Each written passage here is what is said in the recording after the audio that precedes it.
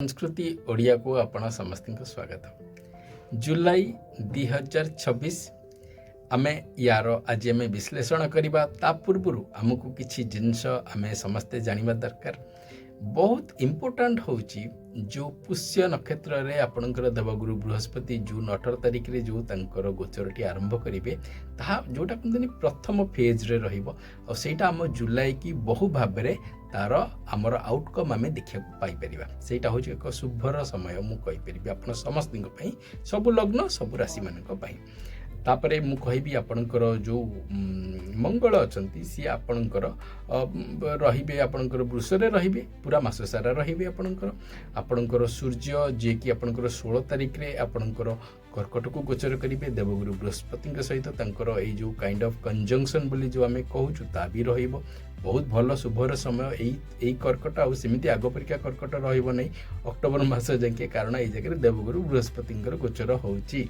आउ आपणकर टिके जो जिनसटा आपणकर इम्पोर्टेंट होउची आपणकर जो शुक्र जे कि आपणकर गोचर करिवे आपणकर सिंह राशि रे सेठी केतुंक सहित तांकर ए जो काइंड ऑफ जो जुक्ता जुक्तर ए समय गोटे रहिबो कि ए जो कंजंक्शनटा टिके आपण समस्त की केयरफुल हवा को पड़ो जदि आपणकर किसी केतुंकर दशा सहित शुक्रंकर अंतर्दशा रोचे। बाकी नहले एक बहुत ही शुभ समय रहिबो आपण समस्त मानक पई।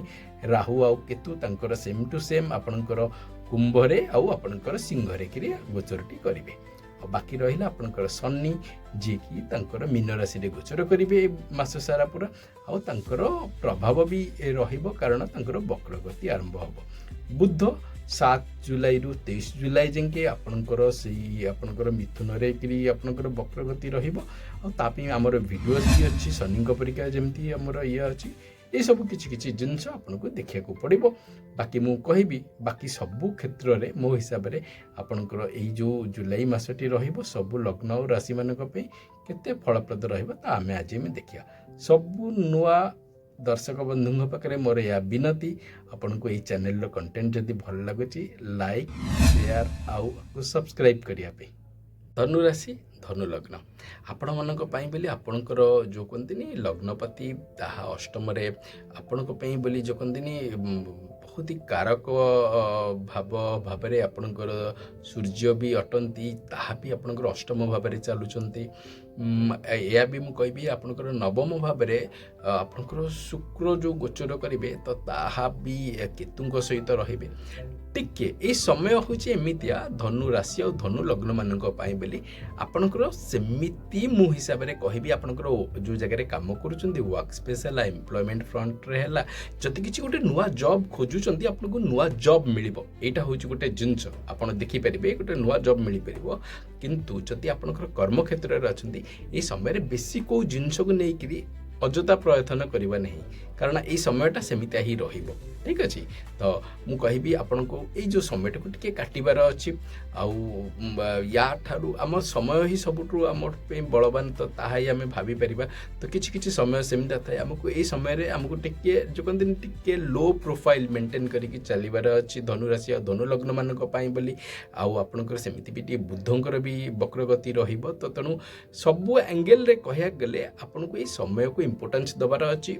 चुपचाप होकर भल भाव में समय आप काटिबार अच्छी किसी सेमिति प्रोब्लेम आपंकर ना किंतु आपन को टे समय ठूँ बेसी आप आशा करेंगे ताहले पारे आपण मन में कारण यार कहते निज कहते मन में जो दुविधाटा से बेसी सब रुहे तो तेणु बेसी आशा करेंगे ना।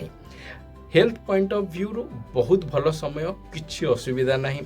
एडुकेशन पॉइंट ऑफ व्यू रू भी मु कहबी आपणकर जेहेतु लग्नपति भल जगार अच्छा अष्टम हो पारे बट कर्कट तो उच्च राशि एडुकेशन पॉइंट ऑफ व्यू रू भी भल बट यह कथा कि किसी यूनिवर्सिटी रे जदि आपन पिला माने किंबा आपण स्वयं जदि किसी ये करूचंती ताहाले मु कहया हिसाब रे टिके प्रॉपर भाव रे तार एनालिसिस करिवे करिकरी कोई यूनिवर्सिटी पे बोली आपनकर जो फी सबमिशन हैला जो कहते ना आपनकर माने डायरेक्टली एमिति माने आखि बंद करिकरी कि ना सुनिचंदी भल यूनिवर्सिटी सेति बोली पैसा खर्च करके डायरेक्टली जॉइन करिया पे बोली चेष्टा करिवेनी। प्रॉपर भाव एनालिसिस हे पारे जनक पे को जिंस भल हे पारे आपनक पे ता भल हो बोली नेसेसरी नै। तो ए सब जिंस आपन टिके देखिबे बाकी रहा रिलेशनशिप पॉइंट ऑफ व्यू रु नॉर्मल टाइम मॉडरेट टाइम किसी असुविधा नहीं मोटामोटी आपड़ जदि यही समय टी भलरे काटे मो हिसाब से सेमती किसी प्रोब्लेम्स ना किंतु जबरदस्ती निज तरफ कौ जिनस भी हो